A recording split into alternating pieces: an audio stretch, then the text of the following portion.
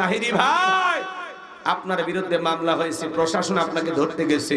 আইনের প্রতি শ্রদ্ধা সম্মান রেখে তাদের কথাই আপনার হয় থানায় যাওয়া উচিত ছিল। আমার জন্য দোয়া করো, আমি থানায় গেলাম। বীর পুরুষ, কথা বলেন কিনা? আপনি পুলিশ ধরতে গেছে, সেই ভয়ে দৌড়ে পালিয়ে গেলেন। দেখেন মুফতি গিয়াসউদ্দিন তাহিরি হুজুর, তার পাওয়ার কত, তার পাওয়ার কত। প্রশাসনের ভাইরা তাকে গ্রেফতার করতে গেছে, কোন কারণে তাকে জিজ্ঞাসা করবে।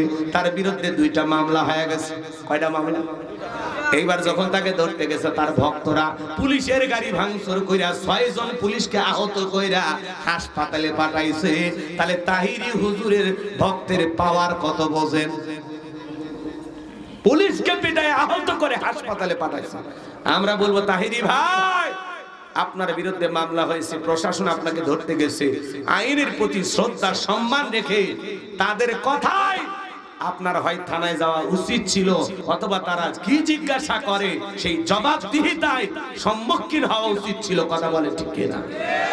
আর তা না কইরা ভক্তদেরকে এদিকে লেলিয়ে দিয়া উনি দৌড়ে পালিয়ে গেছেন।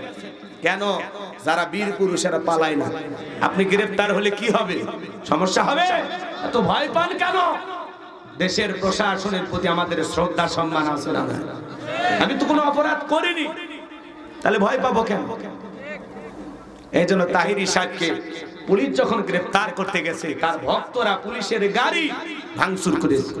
3টা গাড়ি নিয়ে প্রশাসনের ভাইরা গেছিল, 3টা গাড়ি ভেঙে চুরমার করে দিয়েছে।